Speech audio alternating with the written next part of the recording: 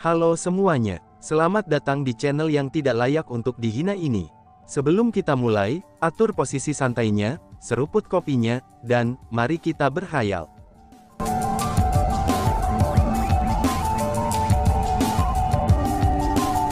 Melanjutkan cerita sebelumnya, pada saat itu, Chu Feng mengambil pedang perang era kunonya.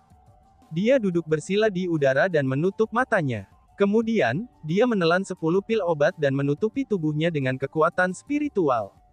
Chu Feng tahu bahwa Tuan Muda Li Ming tidak lagi memiliki kekuatan untuk menyerangnya.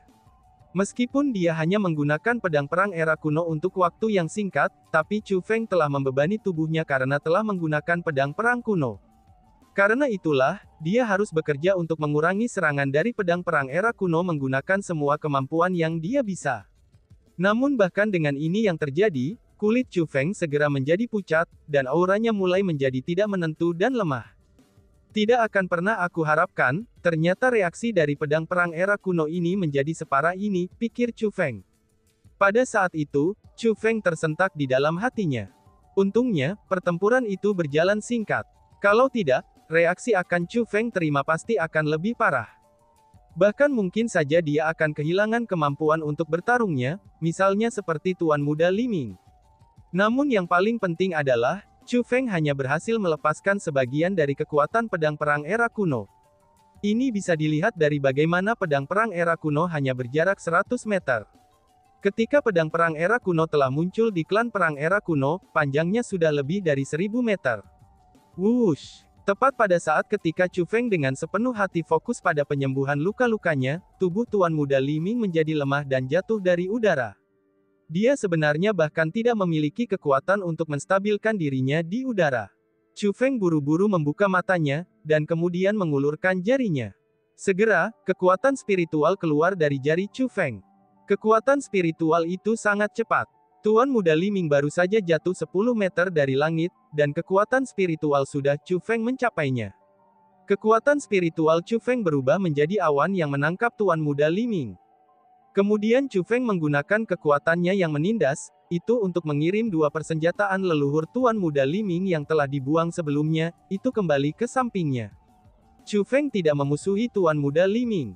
Dengan demikian, meskipun Chu Feng telah memenangkan pertempuran ini, tapi dia tidak ingin membuat segalanya menjadi sulit baginya. Apa ini? Apakah kamu mencoba mempermalukan aku? Tanya Li Ming. Namun demikian, Tuan Muda Li Ming jelas-jelas tidak menghargai kebaikan Chu Feng. Dia menanyai Chu Feng dengan suara yang sangat lemah.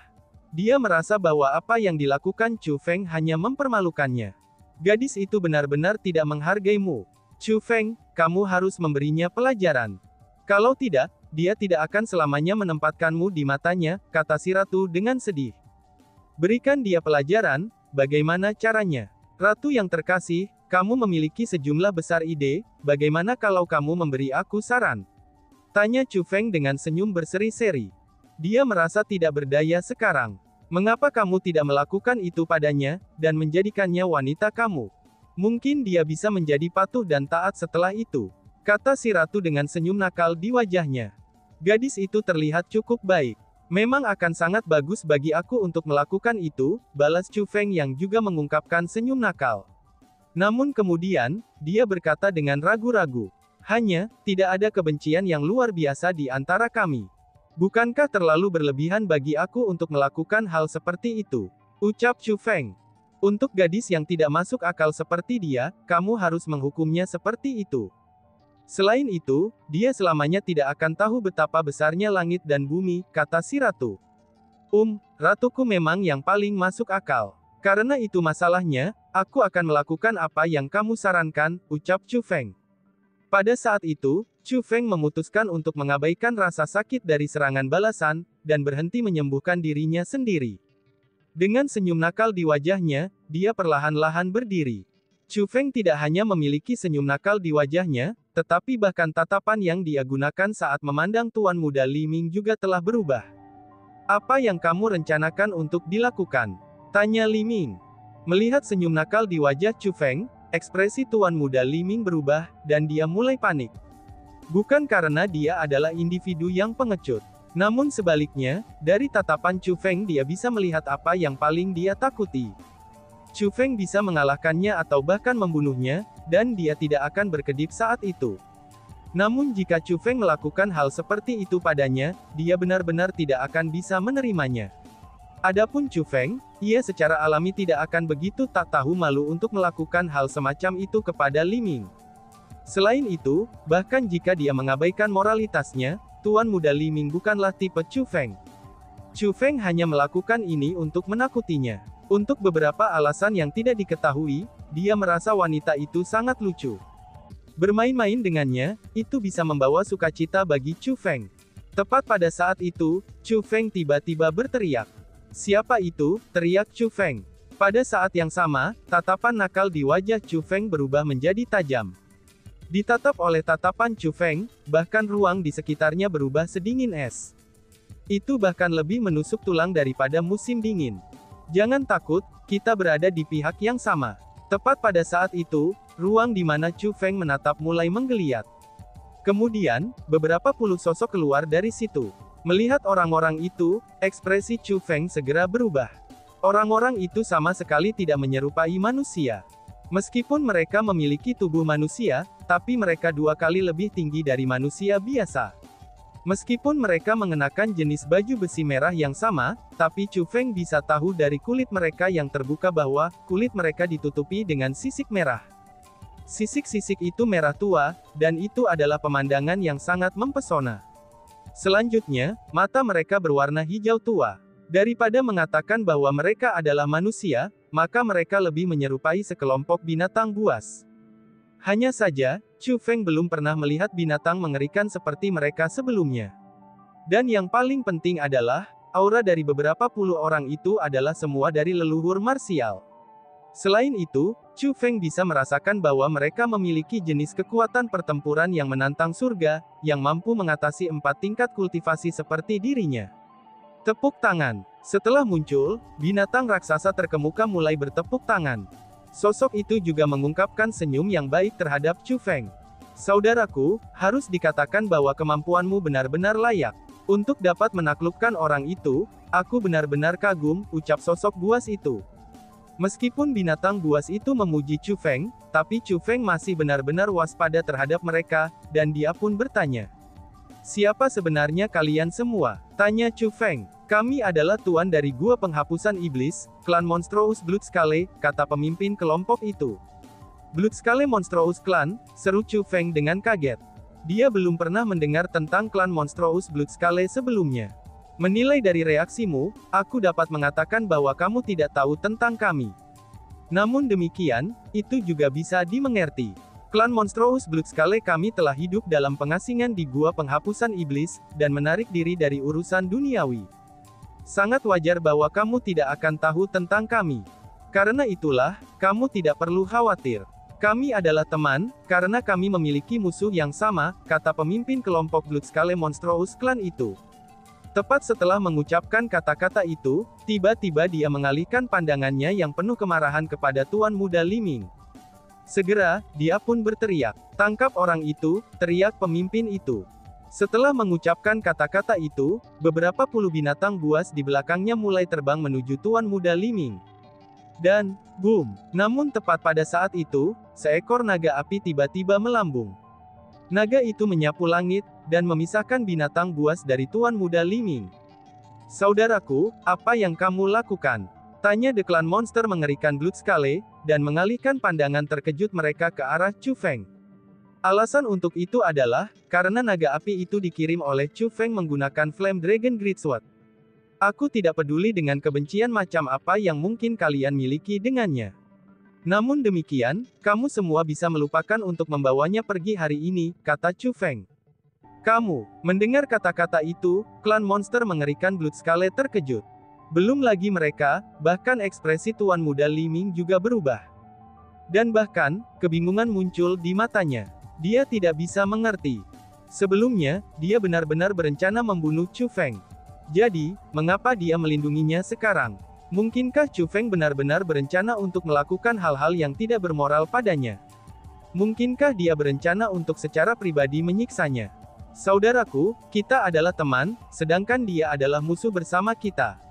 Mengapa kamu membantunya? Pemimpin kelompok Blood Scale Monstrous Clans bertanya. Siapa bilang dia dan aku adalah musuh? Tanya Chu Feng. Mendengar itu, klan monster mengerikan Blood Scale mulai terdiam. Mereka semua telah menyaksikan pertempuran antara Chu Feng dan Tuan Muda Li Ming. Dengan kemampuan yang mereka gunakan untuk bertarung satu sama lain, mereka jelas-jelas bertarung dengan hidup mereka sendiri. Namun sekarang, Chu Feng sebenarnya menyatakan bahwa dia dan Tuan Muda Li Ming bukan musuh. Tentu saja, klan monster mengerikan Blood Scale akan menemukan ini tidak bisa dipahami. Saudaraku, kamu tidak tahu tentang ini, tetapi orang itu telah mencuri 2 barang milik Blood Scale Monstrous klan kami. Kita harus membawanya kembali, itu agar ketua klan Lord kita bisa menghukumnya. Saudaraku, jika kamu bersikeras melindunginya, aku akan mendesak kamu untuk mempertimbangkan kembali. Jika kamu melakukan itu, kamu hanya akan membuat musuh dari klan bercak darah skala kami, kata pemimpin kelompok klan bercak darah skala itu. Namun setelah mendengar itu, ekspresi Chu Feng langsung tenggelam. Tanpa sedikit pun kesopanan, dia berkata, "Aku sudah mengatakannya. Aku tidak peduli dendam dan keluhan seperti apa yang mungkin kamu semua miliki. Namun hari ini, kamu bisa melupakan untuk membawanya pergi," ucap Chu Feng. Saudaraku, sepertinya kamu tidak mengerti situasi yang sedang dihadapi. Meskipun aku tidak tahu hubungan seperti apa yang kamu dan orang itu miliki, aku dapat memberitahumu dengan pasti bahwa pintu masuk gua penghapusan iblis saat ini telah disegel. Selain itu, kepala klan Blood Scale Monstrous kami telah mengetahui tentang masalah ini. Jika kamu menyerahkan orang itu kepada kami sekarang juga, klan Monstrous darah skala kami akan berterima kasih kepada kamu, dan memperlakukan kamu sebagai tamu terhormat kami.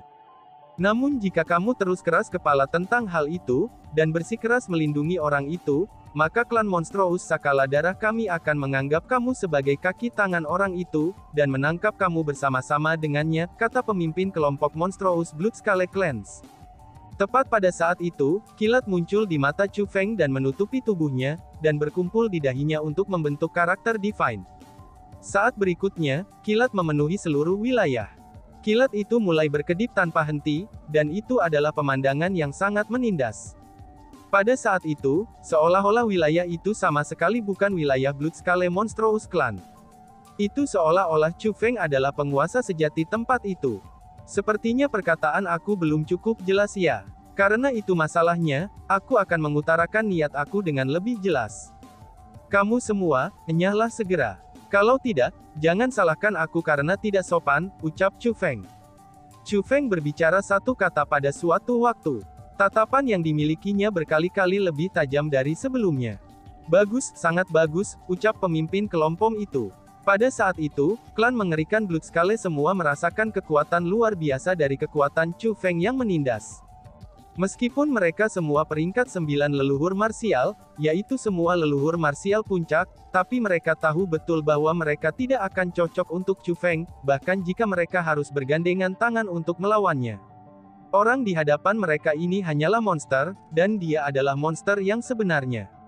Kecuali immortal sejati, maka kemungkinannya tidak ada yang akan bisa melawan Chu Feng. Kamu akan menyesali pilihan ini, ucap pemimpin kelompok itu. Setelah meninggalkan kalimat ini, klan Monstrous Blood Scale berbalik dan pergi. Setelah klan monster mengerikan Blood Scale pergi, Chu Feng tiba di depan Tuan Muda Li Ming dan berkata kepadanya. Meskipun aku tidak tahu apa yang kamu curi dari klan monster mengerikan Blood Scale, tampaknya aku harus segera mengirim kamu keluar dari sini, ucap Chu Feng. Setelah Chu Feng selesai mengatakan kata-kata itu, dia berbalik dan berencana untuk membawa Tuan Muda Li Ming keluar dari gua penghapusan iblis. Meski meringis karena rasa sakit dari serangan balasannya, Tuan Muda Li Ming bertanya pada Chu Feng. "Mengapa kamu membantu aku?" tanya Li Ming. Pada saat itu, dia menatap Chu Feng dengan tatapan yang sangat rumit. Jika seseorang harus menggambarkannya, itu adalah ekspresi bingung. Dia tidak bisa memahami Chu Feng, dan tidak bisa memahami tindakannya. Aku sudah mengatakannya, tidak ada kebencian atau keluhan besar di antara kami. Tidak perlu bagi kita untuk saling berhadapan dengan senjata, apalagi bertarung sampai mati. Apa yang aku lakukan di Mount Cloud Crane hanyalah sebuah kecelakaan. Jika aku tahu bahwa kamu adalah seorang wanita dari awal, aku tidak akan pernah melakukan hal seperti itu. Jika kamu merasa bahwa aku berutang permintaan maaf padamu, aku bisa memberikannya padamu sekarang, balas Chu Feng. Setelah mengucapkan kata-kata itu, Chu Feng menyingkirkan persenjataan leluhurnya.